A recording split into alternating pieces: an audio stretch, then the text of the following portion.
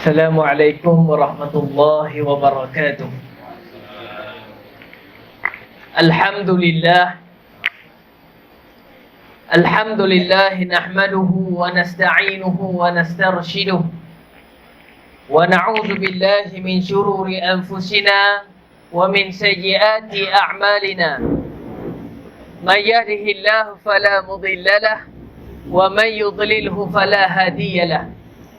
Ashhadu an la ilaha illallah wahdahu la syarika lah wa ashhadu anna sayyidana wa nabiyyana wa habibana Muhammadan abduhu wa rasuluh. Allahumma salli ala sayyidina Muhammad tibbil qulubi wa dawaiha wa afiyatil abdani wa shifaiha wa nuril absari wa diyaiha wa ala alihi wa sahbihi wa man sar ala darbihi wa alaina ma'ahum wa fihim birahmatika ya arhamar rahimin. Terima kasih Tuan Pengacara Majlis yang juga merangkap pengerusi Surau Ar-Rahman, Taman Kampung Bertamalim. Alhamdulillah. Biasanya saya ke seberang sana, ke Masjid Bertamalim. Hari ini nak tanya khabar, apa khabar orang kampung Bertamalim? Alhamdulillah, sihat ya.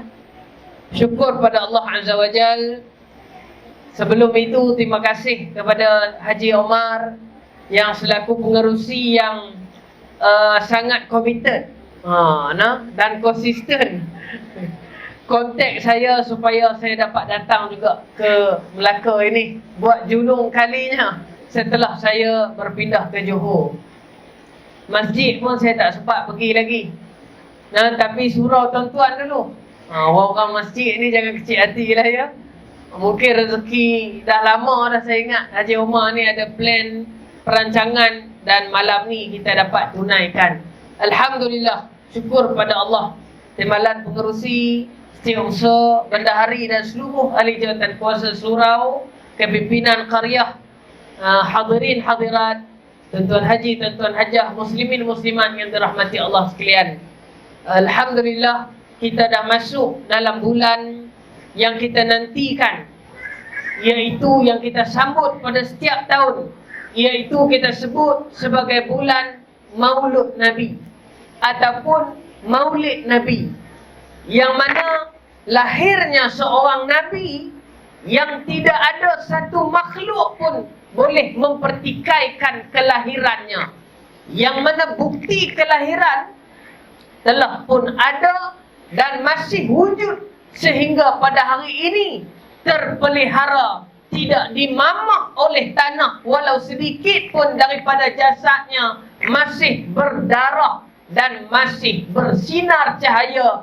Itulah yang kita sebut sebagai Nabi penutup kepada para Rasul, yang mana terjadinya Nabi-Nabi yang sebelum ini kerana jadinya Nabi Muhammad sallallahu alaihi wasallam. Tak ada umat dalam dunia ni tuan-tuan yang kelebihannya Allah Ta'ala beri seperti mana kelebihan umat kita ini, yang mana baru rancang nak buat baik, kadang-kadang terlupa nak buat baik, pahalanya Allah bagi satu kali pahala tuan-tuan.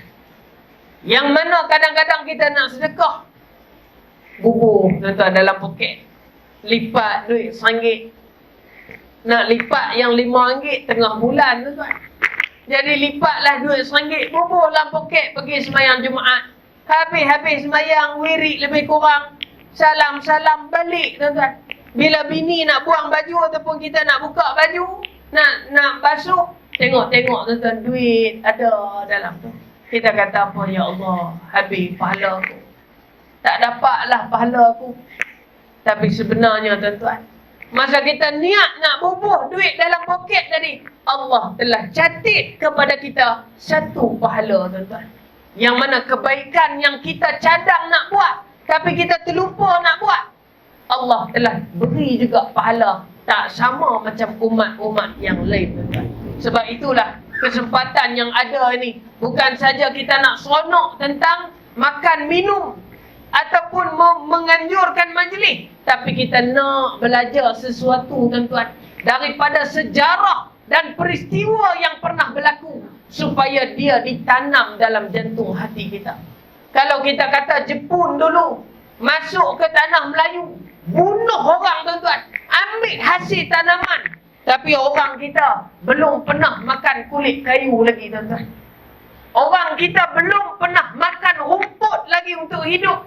Orang kita belum pernah makan daun-daun kering untuk hidup. Nabi telah melaluinya selama 3 tahun sebelum daripada peristiwa tanah Melayu diserang oleh penjajah. Diambil segala hasil-hasil bumi kita, dibawa balik ke negeri orang putih. Kita tengok hari ni Eva Mosa. Di bawah Eva Mosa itu, linangan darah, linangan air mata orang Islam mempertahankan negeri Melaka ini satu ketika dahulu tuan-tuan. Tapi sebelum itu saya nak bagi tahu tuan-tuan, berapa banyak linangan air mata Nabi tuan-tuan. 13 tahun diperang, bukan daripada penjajah, tapi diperang dan diserang daripada kaum keluarga sendiri.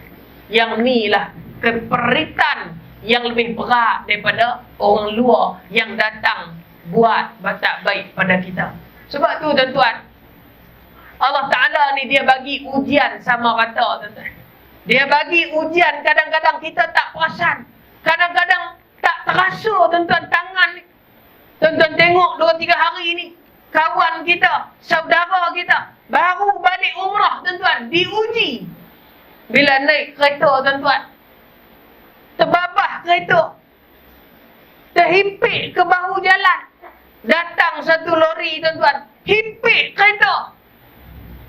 Isteri yang kita nikah tuan-tuan, isteri yang halal di sisi kita, isteri yang kita bekerja siang malam membanting tulang tuan-tuan, bawa balik rezeki ke rumah, tiba-tiba duduk sebelah kita tuan-tuan, tersepik dia, tak boleh keluar dia. Apa kata isteri tadi tuan-tuan? Abang keluar dulu, selamatkan diri dulu. Kerana dia tahu tuan-tuan, dia dah tak boleh buat apa. Dalam keadaan kereta terbakar di sedenak ni tuan-tuan. Saya hari tu lalu, saya tengok tempat terbakar ni tuan-tuan. Sayu hati kita. Kita yang tak ada kena-mengena ni. Bukan saudara, bukan adik-beradik, bukan anak, bina, ipar, duai, bukan. Tapi apa dia tuan-tuan? Saudara seugama, saudara manusia tuan-tuan, orang Islam. Kita tengok, kita rasa apa? Allah, sihat tuan-tuan. Apa yang jadi tuan-tuan? Bila suami dapat keluar daripada kereta, isteri tak dapat keluar. Dalam keadaan isteri masih hidup tuan-tuan. Isteri hidup. Bukan accident, berempuh, pengsan ataupun mati. Hidup. Dia tengok suami dia keluar daripada kereta. Dia tengok suami dia selamat. Dan suami yang keluar tadi tuan-tuan, tengok isteri dia tersepit. Tengok isteri dia semasa dia keluar daripada kereta. Kereta meletup, terbakar. Rentung isteri yang ada di dalam. Menyelamatkan nyawa seorang suami tuan-tuan. Sehingga mengorbankan hidup dia. Ni saya kata, barang siapa yang tak rasa, dia takkan faham tuan-tuan. Bagi siapa yang pernah rasa ataupun sedang melaluinya tuan-tuan, dia akan rasa tuan-tuan betapa kehilangan amat memerikkan. Sebab itu Nabi ni tuan-tuan tertekan. Bukan masa Nabi diuji ni, bukan tuan-tuan. Nabi tertekan ni masa Nabi nak dilantik menjadi Rasul. Tuan-tuan, hampir gila Nabi SAW. Tu saya nak beritahu tuan-tuan, betapa beratnya tugas seorang Rasul ni. Bukan kata dapat-dapat Nabi ni boleh datuk ke, boleh Tan Sri, boleh tanah 3-4 ekar, boleh berlabur 3-4 juta pound sterling setiap seorang. Bukan tuan-tuan. Tapi nak boleh jadi Nabi ni, sampai Nabi ni tuan-tuan boleh kata pada isteri dia, wahai Khadijah, aku ni mungkin akan mati tak lama lagi. Wahai Khadijah, aku ni mungkin gila dah Wahai Khadijah, aku ni mungkin kena sihir dah ni. Sebab apa tuan-tuan? Nabi mula nampak benda yang sebelum ni Nabi tak pernah nampak. 40 tahun hidup Nabi, tuan-tuan. Saya nak beritahu tuan-tuan. Semua orang puji Nabi. Semua orang sayang Nabi. Pak cik dia tak pernah kata Nabi ni anak saudara. Tapi bila orang tanya maklum, dia kata apa? Ni anak aku. Betapa apa dia? Sayangnya seorang pak saudara kepada anak saudara. Sesayang-sayang bapa saudara kita pada kita, dia tak pernah kata ni anak aku ni. Dia akan jawab apa dia? Ni anak saudara aku. Tapi oleh kerana cintanya pak saudara kepada anak saudara yang nama dia Muhammad, yang jujur ni tuan-tuan, dia kata apa dia? Ni anak aku.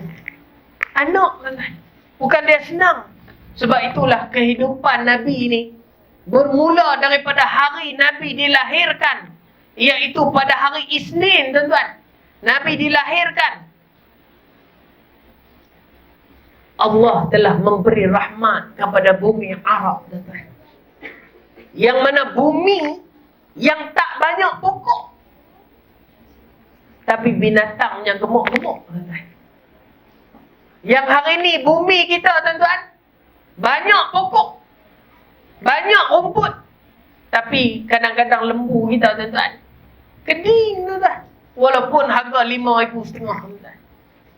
Nah, abang apa dia?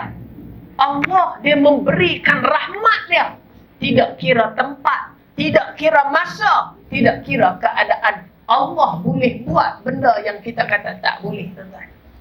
Demikian. Kadang-kadang kita duduk di tanah Arab, kita kata apa mereka ni nak makan tengah gurun. Orang Arab Badui tuan-tuan boleh hidup tengah gurun tuan-tuan. Sehingga kan Nabi pun pernah menumpang di rumah orang Yahudi. Kerana apa? Terlalu dahaga ketika mana peristiwa hijrah. Nabi singgah di satu rumah tuan-tuan, iaitu di rumah Ummul Ma'bad tuan-tuan. Meminta sedikit makanan. Ummul Ma'bad kata tak ada makanan. Yang ada hanyalah seekor kambing tua. Nabi kata bolehkah aku perah susu? Dia kata silakan. Tapi kambing aku ni dah lama dah tak keluar susu. Dah pencen maklum. Maklum. Tahu pencen? Nak sebut yang lain lagi tak faham. Nah, kambing ni dah pencen dah ibu ni.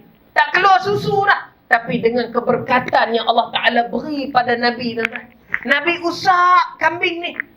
Nabi tepuk dia tuan-tuan. Dia lompat kambing ni. Tiba-tiba tuan-tuan, kantung susu dia penuh. Sehingga terbit susu daripada kantung susu. Masuk dia pada tuan-tuan. Melimpah susu tersebut. Diperah oleh Nabi tuan-tuan.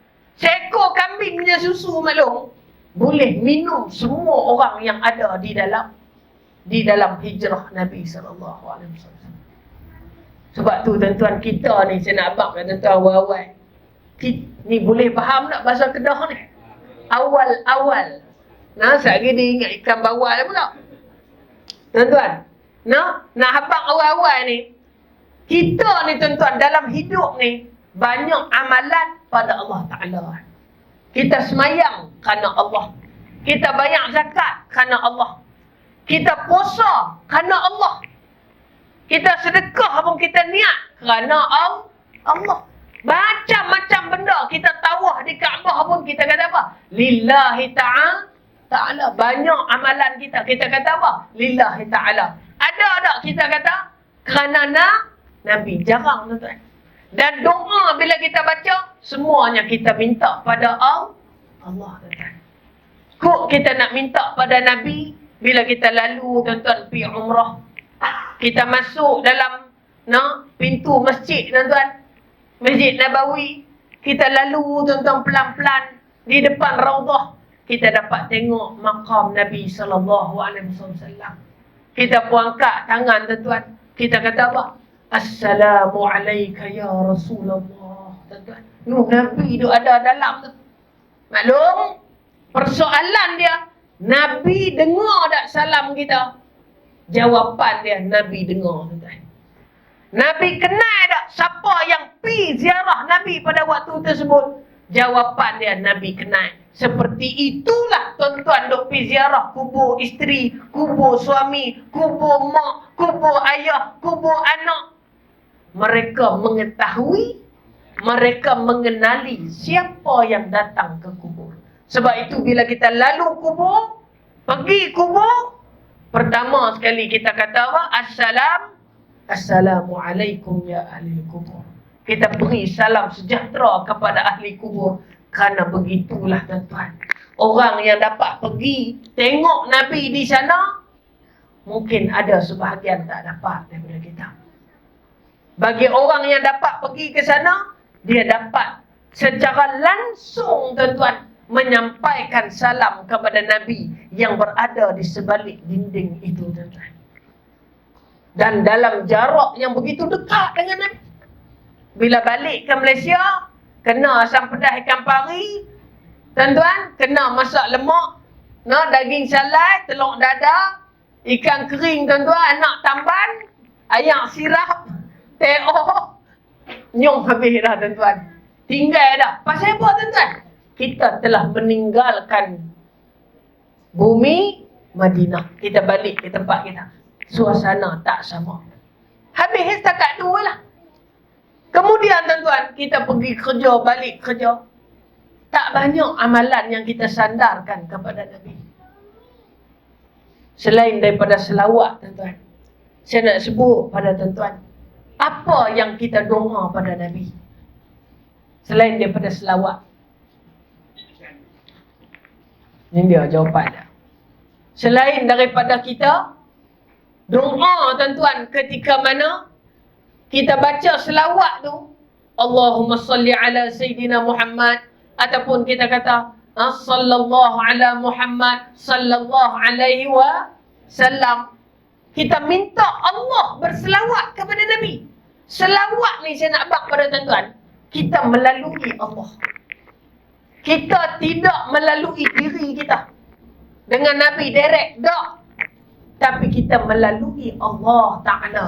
Sebelum salam tu sampai kepada Nabi, salam itu melalui Allah Azza wa Jalla. Sebab apa tuan-tuan? Sebab bila kita sebut Allahumma, tengok doa kita. Ni maklum sekali nak makan ni. Maklum masak apa mana ni? Maklum. Tak angkat buku menu pun. Maklum kata ni bukan kedai warung dia kata. Gurau je. Tuan-tuan, kita nak makan, kita kata apa? Allahumma barik lana. Ya Allah, berkatilah rezeki kami. Kita minta pada Allah. Sama macam kita baca selawat. Kita asyhadu an la ilaha illallah wa asyhadu anna Muhammadar Rasulullah. Allahumma salli ala Sayyidina Muhammad. Ya Allah, berselawatlah kepada Nabi Sayyidina Muhammad. Sebab tu setiap kali selawat tuan-tuan, kita minta pada Allah supaya Allah berselawat kepada Nabi SAW. Tapi Allah kata, barang siapa yang berselawat kepada Nabi, aku akan berselawat, yakni mendoakan dia 10 kali. Itu selawat. Tapi tuan-tuan, ada satu amalan khusus saya nak beritahu tuan-tuan, yang memang khusus kita doakan Nabi. Sebab tu jangan tinggal maklum.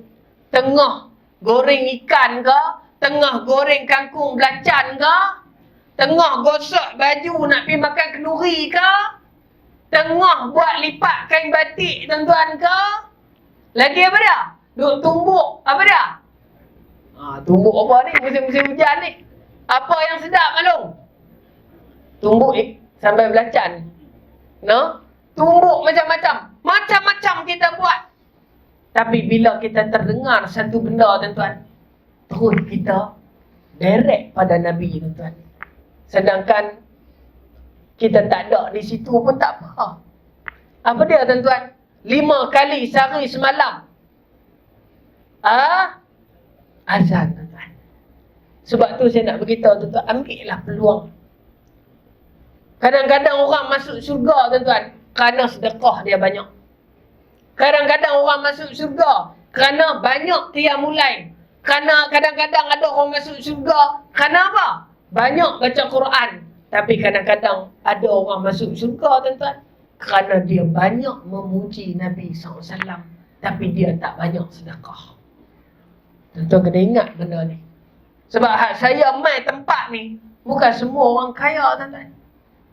Bukan satu orang, dua orang, 3, 4 orang dapat 3-4 juta pound sterling setiap seorang.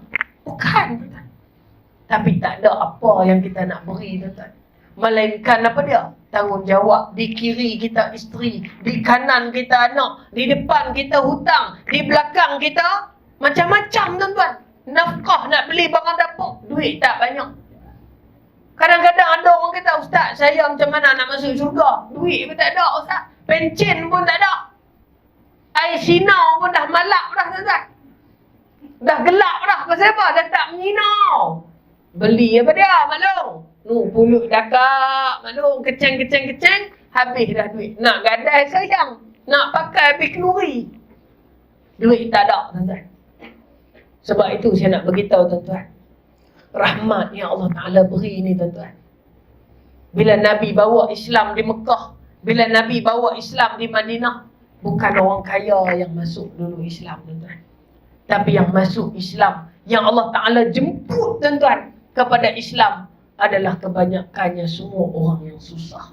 Semua orang yang fakir, tuan-tuan. Semua orang yang miskin. Kebanyakan mereka daripada kalangan hamba. Allah jemput mereka balik pada Islam. Sebab tu, bila Nabi dakwah, orang kaya sombong, tuan-tuan. Orang ada duit sombong. Hatta keluarga dia pun sombong. Sebahagiannya. Tapi yang tak sombong siapa? Orang susah, tuan-tuan.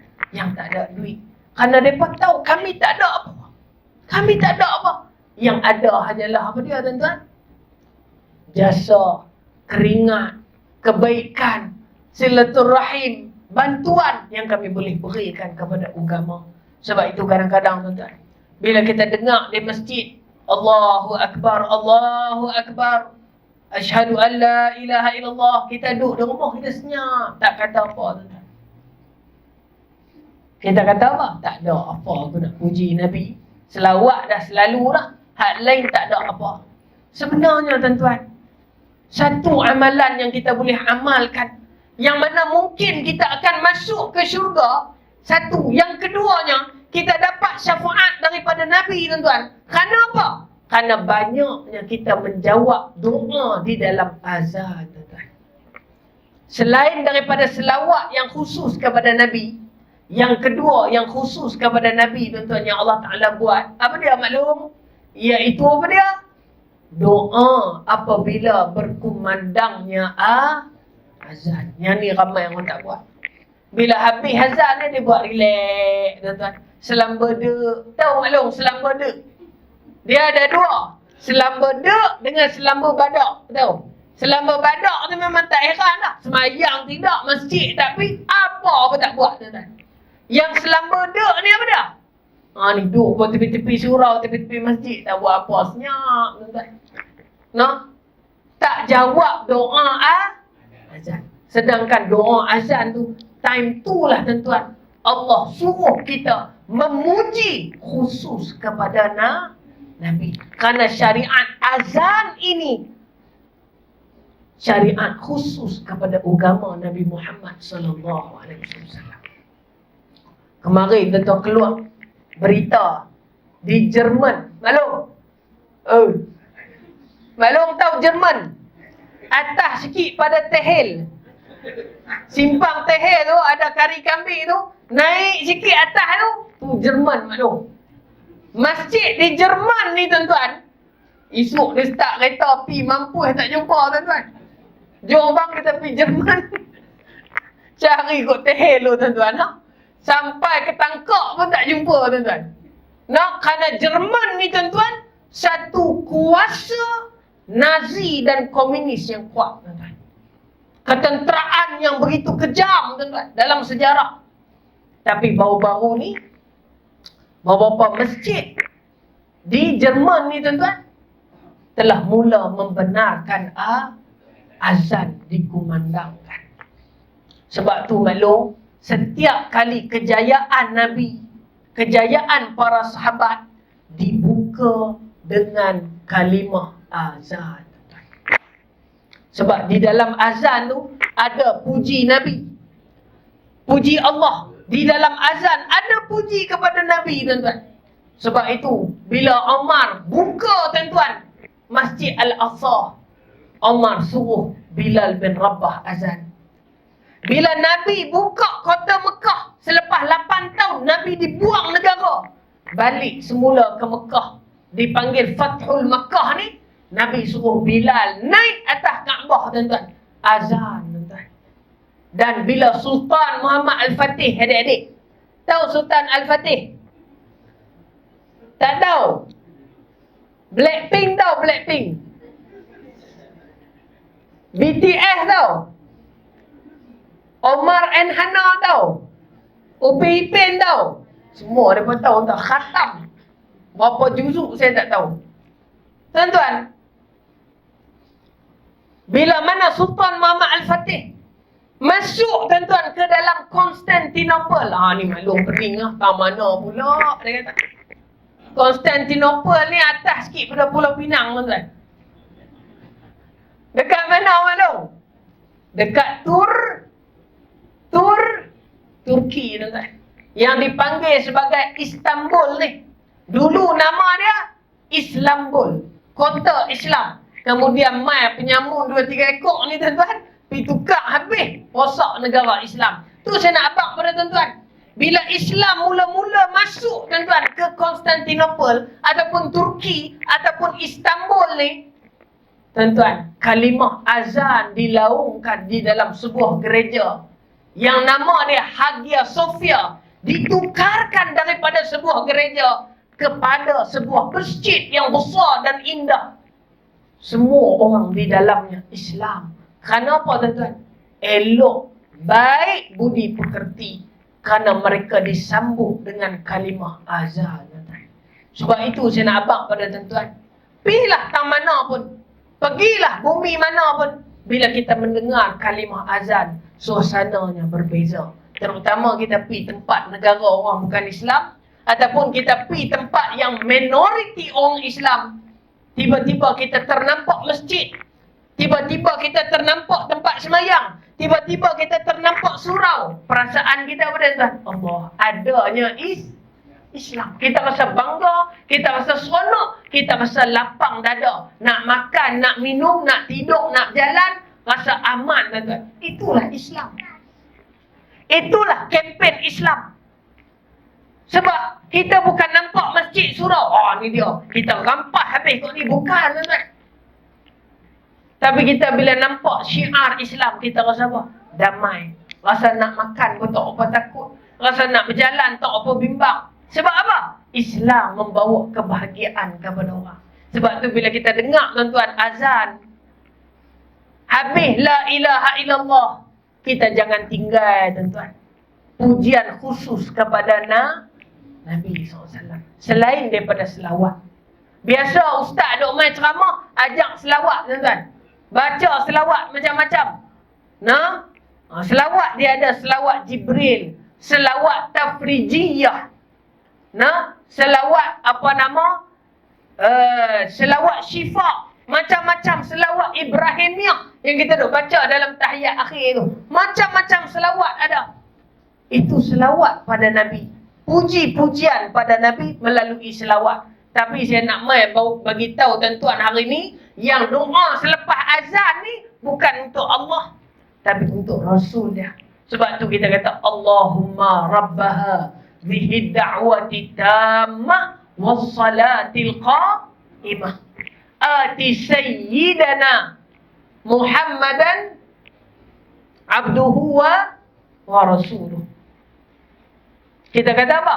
Ya Allah, Tuhan yang mensyariatkan seruan azan dan salat yang akan didirikan, ati sayyidana, kurniakanlah kepada Nabi Muhammad kemuliaan, ketinggian serta kedudukan yang utama sebagaimana yang engkau telah janjikan. Maksud dia apa, tuan-tuan? Kita minta pada Allah supaya Nabi yang kita sayang ni, Allah beri kemuliaan pada dia, Allah beri penghormatan kepada dia. Sebab tu dalam peristiwa Isra wal Mi'raj, tuan-tuan, Nabi mengimamkan salat Nabi-Nabi yang lain. Punya hebat maqam Nabi ni. Sedangkan 24 Rasul lagi ada. Tapi Nabi yang imamkan salat 2 rakaat.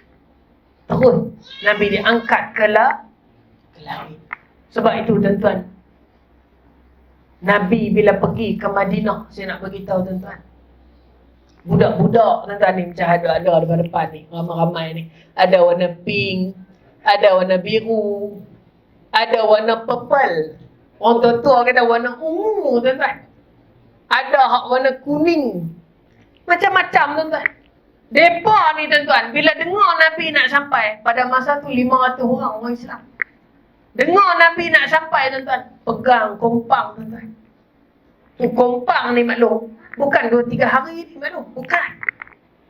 Kita kadang-kadang dengar kompang kan, bukan 2-3 hari ni. Zaman Nabi pun budak-budak dah main kompang tuan-tuan. Sebab itu anak-anak Bani Najjar ni tuan, mereka diajar bermain muzik. Sebab tu Islam, dia fitrah, dia tak halang muzik. Jadi bila mereka main kompang ni tuan-tuan, mereka menyanyi lagu apa dia? Tala'al badru alaina. Yang untuk menyanyi lala ni macam-macam versi tuan-tuan. Ada yang tala'al badru alaina min taniyatil wada wajaba syukru alaina mada'a lillahi da. Kita main hak Melayu ni, kita menyanyi lagu mana? Ha? Tala'al badru alaina min saniyatil wada' wajaba syukru alaina mada'a lillahi da'. Pasal apa? Nak sambut seorang Rasul tuan-tuan. Penuh ke atas-atas bumbung manusia. Penuh ke atas-atas pokok kurma tuan-tuan. Pegang pelepah kurma. Nak tengok mana satu wajah Nabi SAW. Bila dalam kalangan ramai-ramai ini tuan-tuan, Sayyidina Abu Bakar, para sahabat, dia telah ambil satu kain tuan-tuan, pergi bubuh atas belakang Nabi SAW. Dalam kaluk-kaluk ramai, barulah orang perasan tu dia Nabi tuan-tuan. Sehingga kan orang-orang Yahudi tuan-tuan pada ketika itu tercengang melihat keindahan wajah Nabi. Sampai masuk Islam maklum. Tu imam dia ni, yang nama dia Abdullah bin Salam ni tuan-tuan, masuk Islam kerana melihat wajah Nabi SAW. No? Tu sebab itu saya nak bagi tahu tuan-tuan bahawa kelahiran Nabi ini sebuah kelahiran yang benar tuan-tuan. Sehingga hari ini sebahagian daripada orang-orang Kristian tuan-tuan tidak mempercayai kelahiran Jesus Christ. Sampai mereka buat filem tuan-tuan, Da Vinci Code tuan-tuan, mempertikaikan kelahiran Jesus. Tapi tak ada satu pun agama tuan-tuan pada hari ini yang berani, termasuk agama Islam, menafikan kelahiran Nabi sallallahu alaihi wasallam. Kerana apa tuan-tuan? Kerana kehidupannya masih ada di bumi Madinah sana. Kuburnya masih ada. Masjid yang dibina dengan keringat dia masih ada sampai hari ini. Tak ada siapa boleh nafikan. Kalau kita pergi cari kubur Nabi Adam, mungkin ada orang kata di sini, mungkin ada orang kata di sini. Kalau orang kata kubur Nabi Nuh alaihissalam, ada orang kata di negeri ini. Di negeri ini pun ada orang kata kubur Nabi Nuh. Sama juga di negeri Melaka kita ni tuan-tuan. Kubur siapa? Maklum? Oh maklum. Kubur siapa maklum oi? Kubur Hang Tuah tuan-tuan. Sebab tu nama dia Tuah. Tidak ditukar menjadi Bah. Tu yang kalah tu tuan-tuan. Tu saya nak abang pada tuan-tuan. Kubur Hang Tuah. Ada orang kata di sini. Ada orang kata di sini. Ada orang kata di seberang pun ada. Semua tak boleh. Tak boleh nak benarkan di mana yang sebenar-benarnya. Tuan-tuan. Tapi bila sebut kubur Nabi, walaupun dah beribu tahun yang lepas, mailah mana agama apa tuan-tuan, dia akan kata itulah makam Nabi SAW. Sebab itulah kita mai pada malam ni tuan-tuan, meraihkan kelahiran Nabi SAW, melihat sejarah yang berlaku tuan-tuan. Orang mempertahankan Nabi, orang cinta kepada Nabi, walaupun duit tak ada, harta tak banyak, tapi mereka dapat duduk dengan Nabi di dalam syurga tuan-tuan.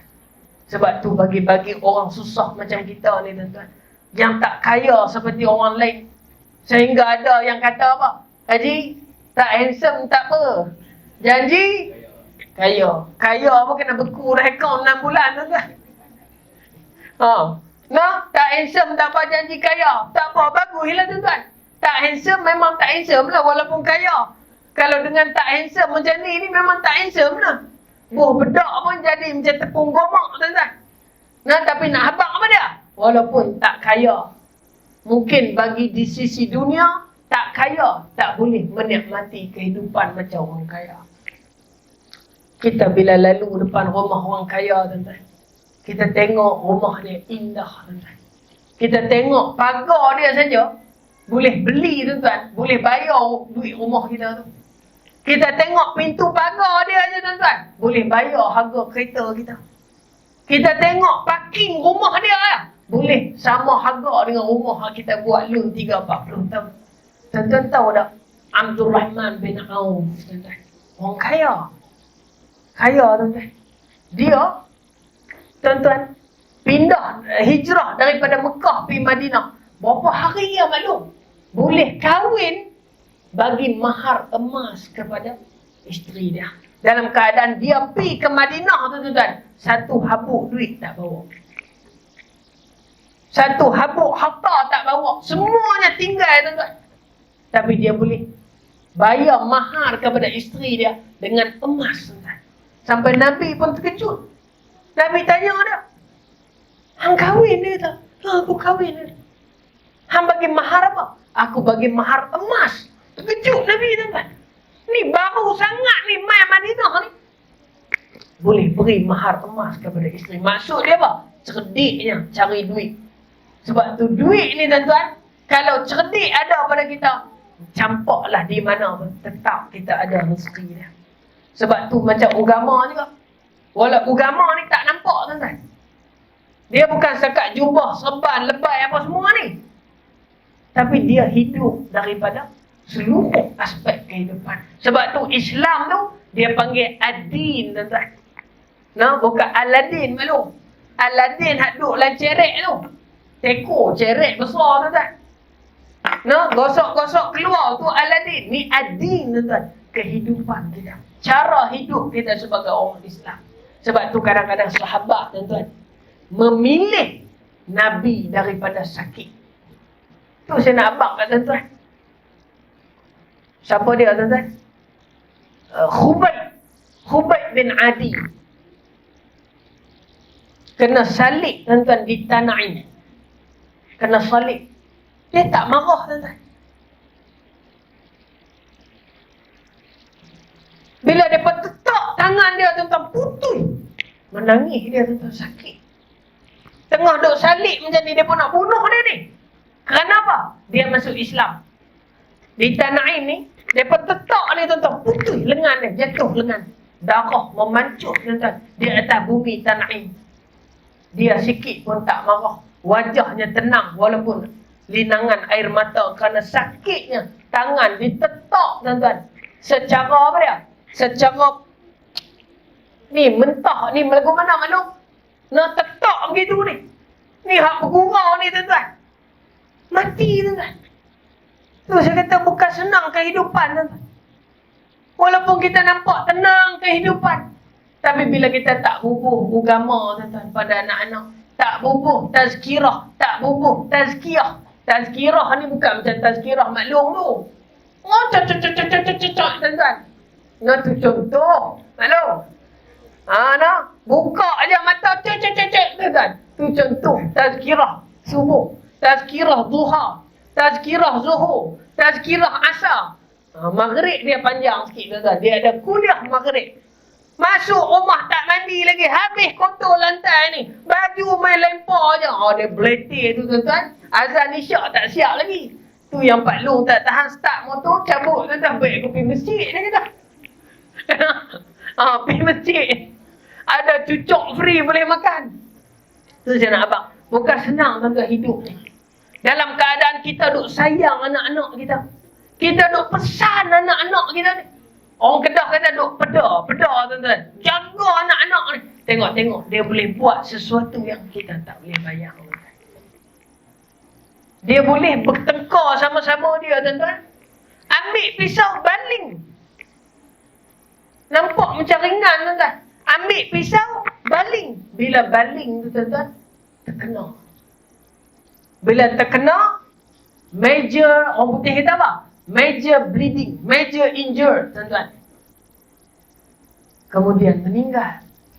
Kemudian satu anak muda, tuan-tuan, yang jauh lagi masa depan dia, tuan-tuan, dituduh di bawah section 302 Kanun Keseksaan, hukuman gantung sampai mati mandatory, tuan-tuan. Dan kerana apa? Sikit tu silap tu. Silap tu no return, no reverse, no excuses. Tak boleh, tuan-tuan. Mesti kena jalan hukum. Hang menangislah, meraunglah, taubatlah, insaflah macam mana pun, gantung tetap gantung. Tu hukuman tu dunia, tuan-tuan. Tapi bila hukuman Allah, tuan-tuan, dia taubat,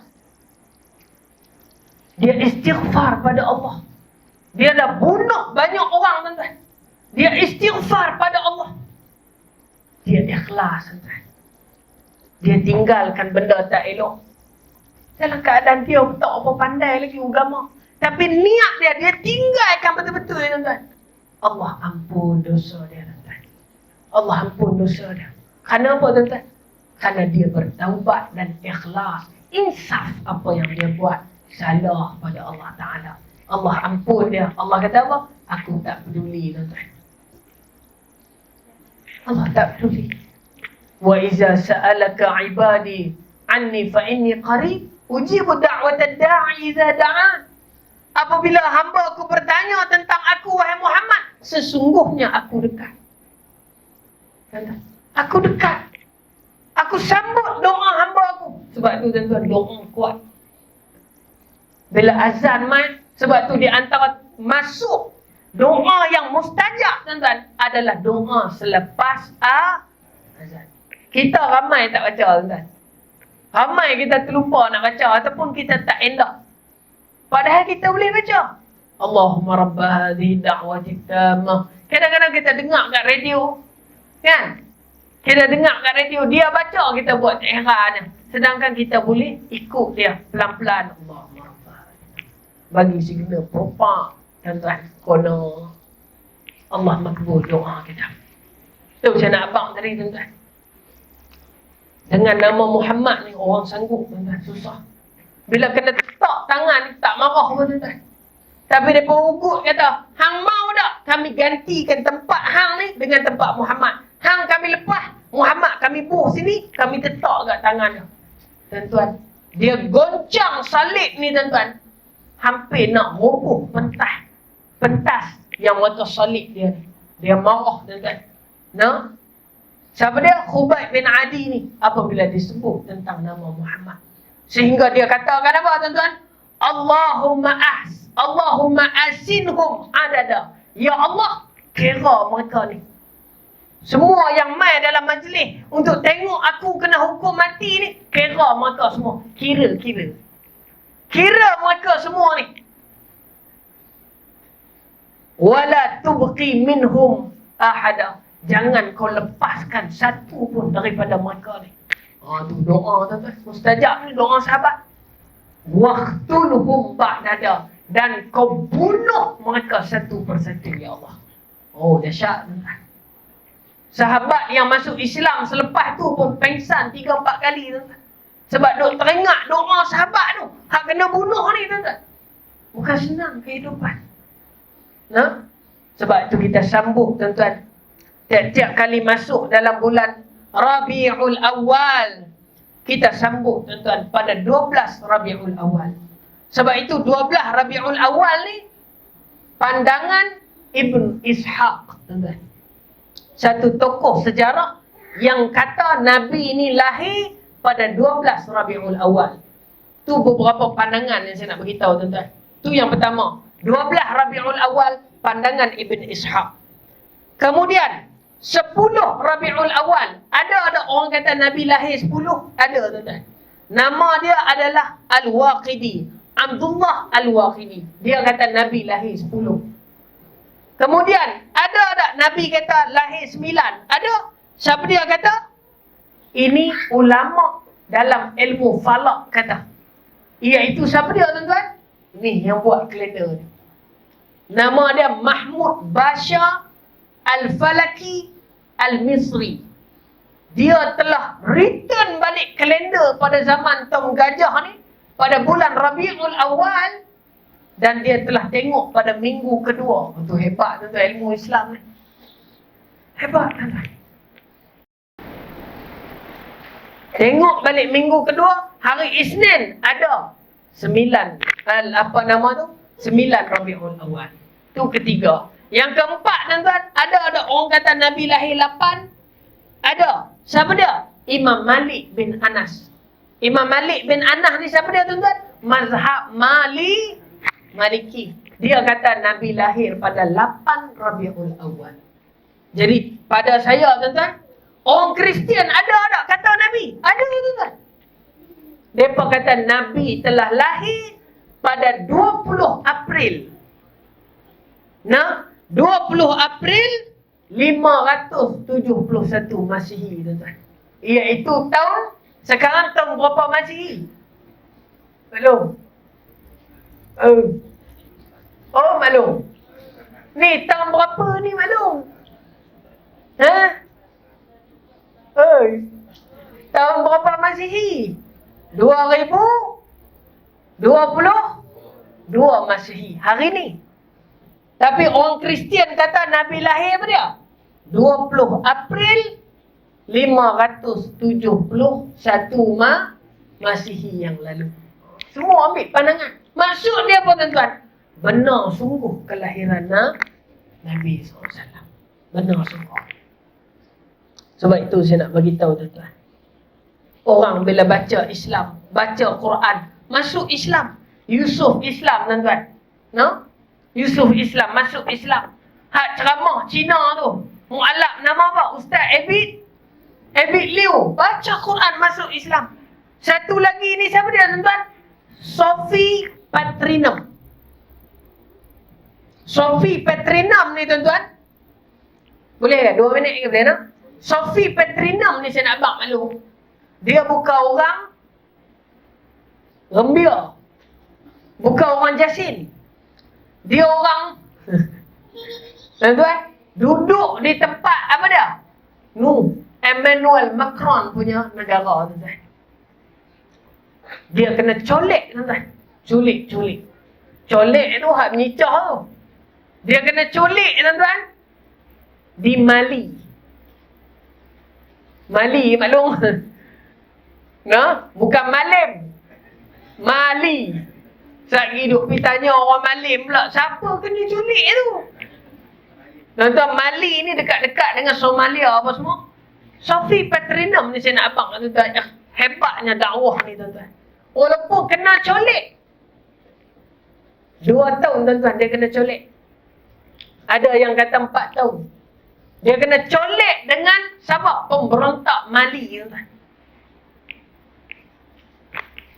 Bila dia nak balik, tuan-tuan, proses rundingan antara tentera US dan tentera Emmanuel Macron ni dengan pihak Mali ni, sehingga menelan belanja puluhan juta US dollar, tuan-tuan. Nak pergi deal tu, hantar kapal 3-4 biji, hantar no apa semua. Tapi geng-geng mali ni, ialah hak colik kita tak sokong lah. Tapi yang kita sokong ni, hebatnya hikmah Islam. Bila dia duduk dengan orang-orang mali ni, susah tuan-tuan. Mali ni bukan ada kedai tepi jalan ke, SAMJ ke, lebuh SPA ke, tak ada malung. Duk ada Tesco ke, tak ada. Maidin pun tak ada.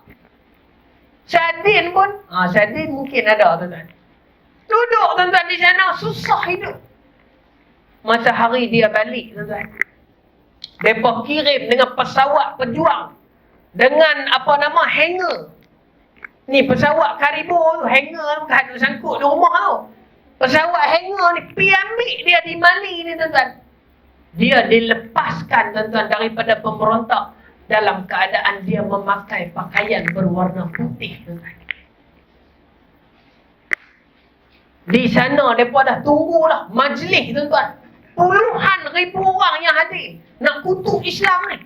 Nak suruh Sophie Petrinam ni cerita jahatnya orang Islam. Ada video tuan-tuan, dia turun di airport, dia pakai baju muslimah warna putih. Ni orang putih ni, baju muslimah warna putih, dia pakai tudung tuan-tuan. Dia naik atas pentas. Emmanuel Macron tepuk tangan. Ini kejayaan kita, bawa balik seorang yang dicolek di atas kekejaman orang Islam. Dia mengkutuk Islam. Kemudian panggil Sophie ni mai ke depan. Cerita apa yang orang Islam dah buat kat hang ni. Teruk sampai macam ni. Dia berpi, dia kata, hari ni dia kata, aku nak ceritakan sebuah kisah. Selama beberapa tahun aku diculik. Yang mana hari ni aku bukan lagi nama Sophie, tetapi aku bernama Aisyah.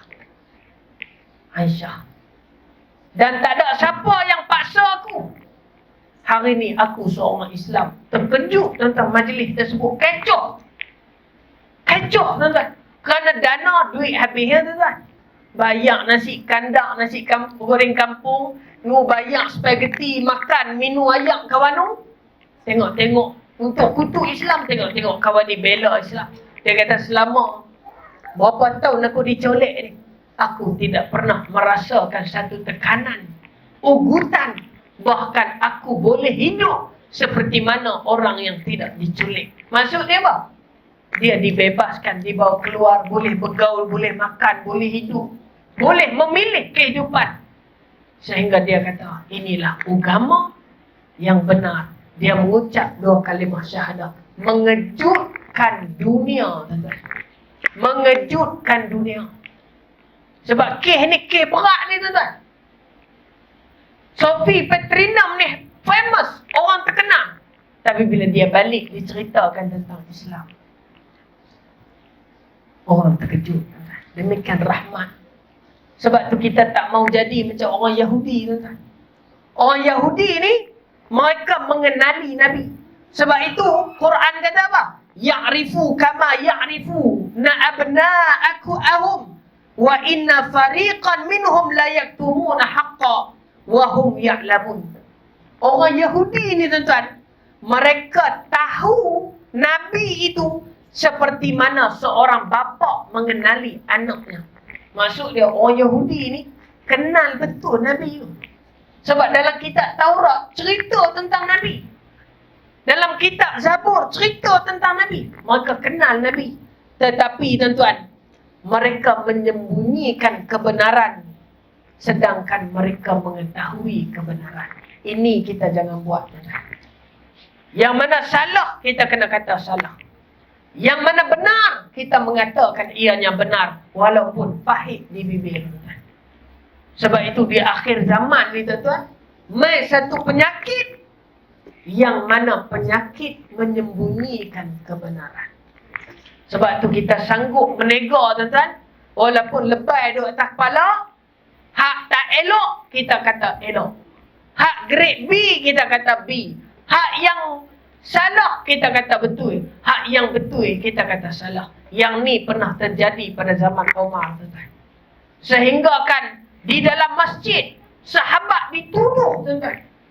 Dia sumpah kawan ni tak mati. Biasa kita minta orang, ya Allah, bagi dia ni mati ya. Jahat sangat ni. Tapi sahabat ni hebat, tuan-tuan. Dia kata, ya Allah, jangan kau matikan dia. Jangan kau matikan dia. Memang tak mati, tuan-tuan. Tu saya cerita tu, Sa'ad, tuan-tuan, bin Abi Waqqas. Dia sumpah satu orang, tuan-tuan, dalam masjid. Dengan 3 sumpahan. Ni bukan sumpah Masuri ke apa, 7 keturunan ke tak, tuan-tuan. Ni tak main banyak keturunan ni. Tapi dia sumpah apa dia? Jangan kau bagi dia mati, ya Allah. Tapi kau beri dia miskin. Ni takut, tuan-tuan. Ni saya nak ambil seminit lagi. Boleh tak? Saya nak cerita pada tuan-tuan. Selalu kita minta bagi orang mati. Sahabat ni dia minta, jangan bagi mati, ya Allah. Tapi kau miskinkan hidup dia. Fakirkan hidup dia. Hal ni kita takut, tuan-tuan. Bila kita terkena sumpah orang, tuan-tuan, yang kita buat zalim pada orang. Orang kata, ya Allah, jangan kau bagi dia ni mati. Tapi kau bagi dia umur panjang. Cuma kau porak-perandakan hidup dia. Jahanam hidup kita, tuan-tuan. Kalau kita mati, berakhirlah kehidupan. Kita ditanam, jawab dengan Allah Ta'ala. Tapi bila kita hidup, tuan-tuan, tak mati-mati, kita akan buat durjana di atas muka bumi dengan sumpah laknat orang. Ni saya nak sebut pada malam ni. Sikit ke boleh nak? Ni tak mai dah ni. Tak tahu bila nak mai lagi ni. Maklum. Hujan-hujan ni tak apa, bukan boleh balik pun. Sabarlah Syed. Nah, sebab itu tuan-tuan, Nabi dalam hadis Zaid bin Thabit. Tok Imam kita bernama Zaid, tuan-tuan. Ngaji sedap. Tuan-tuan, Zaid bin Thabit tulis Quran. Dia riwayat satu hadis daripada Ibn Majah, tuan-tuan. Nabi kata, "Man kanatid dunya hamma farraqallahu ilaihi amrah." Apa Nabi kata, tuan-tuan? Barang siapa yang dalam hidup dia ni, cita-cita dia hanyalah dunia semata-mata, Allah kata apa? Farraqallahu ilaihi amrah. Allah akan porak-perandakan hidup dia. Ini apa kena ingat. Rupa-rupanya, tuan-tuan, ramai orang yang hidup di dunia ni hanya untuk dunia. Sebab tu dia tak pernah merasa aman dengan apa yang dia dapat. Kerana apa, tuan-tuan? Farraqallahu ilaihi amrah. Allah sedang memporak-perandakan hidupnya. Dapat duit banyak, tapi tak rasa apa. Makan hidangan yang hebat, lidah tidak enak. Katil yang mahal, tidak nyenyak matanya. Rumah yang besar, terasa sempit dadanya. Hati-hati, tuan-tuan. Ramai orang yang rebah di tepi-tepi jalan. Ramai yang orang naik tingkat 10 nak terjun. Ramai yang orang sembelih keluarga sendiri, tuan-tuan. Bunuh keluarga sendiri. Tu yang saya cerita dulu masa di masjid. Buang anak, tuan-tuan. Daripada divider, flyover. Buang anak, jatuh 3 orang, mati, tuan-tuan. Bukan dia mudah. Bukan ada gila akan makan ubat sewen ke, tak ada, hidup elok. Ada satu orang, tuan-tuan, banduan akhir. Tak mau ceritalah di mana. Dia rasa tak tenang hidup dia. Dia ambil pisau, tuan-tuan, sembelih bini dia, mati, tuan-tuan. Bila duduk dalam penjara baru rasa, apa dia aku buat dalam hidup. Tua dah, tuan-tuan. Tua dah. Rambut putih. Patutnya duduk bersama-sama, tuan-tuan. Perkena, tuan-tuan. Mi goreng mamak lepas balik semayang isyak. Kena cekodok, tuan-tuan. Sambil John di tangan. Tuan-tuan, contoh. Bukan di sini ya. Pertama balik bagus punya, tuan-tuan. Cerita di Colombia ni, tuan-tuan. Kenapa? Kadang-kadang hidup tak rasa. Kenapa, tuan-tuan? Allah memporak-perandakan orang yang hidup di dunia kerana dunia. Kemudian Allah kata apa? Wa ja'alla faqrahu baina ainain. Ainain ni apa? mata. Allah kata apa? Bila Allah perandakan hidup dia, Allah jadikan di antara kedua mata dia, di tengahnya adalah apa dia tuan-tuan? Faqrahu. Apa dia? Kefakiran. Ni kita takut. Ada orang tuan-tuan ada gaji tapi tak cukup. Ada orang ada duit, dapat bisnes banyak-banyak, tapi dia tak boleh manage bisnes dah. Dia tak macam Pak Long tuan-tuan naik motor lah. Tapi tu dia tuan-tuan duit dalam bank 3-400 ribu, 3-4 juta. Dulu ada satu Pak Long tu tuan-tuan, saya tak mau cerita di mana. Berjalan kot tepi jalan ni, dia seronok berjalan. Dia pakai baju kemeja, pakai seluar selek, berjalan petang-petang. Ada tuan-tuan orang yang berhenti tepi jalan, sedekah duit kat Pak Long ni. Sedangkan dalam bank dia tuan-tuan, aset dia saja hampir 20 juta tuan-tuan. Apabila orang merasai kehidupan dia rasa duit ni tak ada apa dah, cukup dah. Yang penting aku rasa tenang, nyaman, aku nak pergi mana boleh, nak makan tak mana boleh, nak bersembang dengan sesiapa pun boleh. Kadang-kadang ada orang tuan-tuan, bila dah terkenal, nak berjalan pun terpaksa di tepi-tepi. Betapa tertekannya. Sebab tu tuan-tuan, adik, Kak Long, di Korea atau Korea, ramai artis bunuh diri. Bukan kerana tak famous maklum, tapi kerana terlalu famous. Ingat tuan-tuan, bila terlalu terkenal, nak pergi makan tahun ni tak boleh. Boleh ke sikit ni? Nak pergi berjalan tahun ni tak boleh. Nak pergi bersantai tahun ni tak boleh. Semua orang sebut, menyebabkan dia tertekan. Bila nak buat macam ni, manager kata no. Bila nak pergi tahun ni, manager kata no. Akhirnya makan ubat bunuh diri.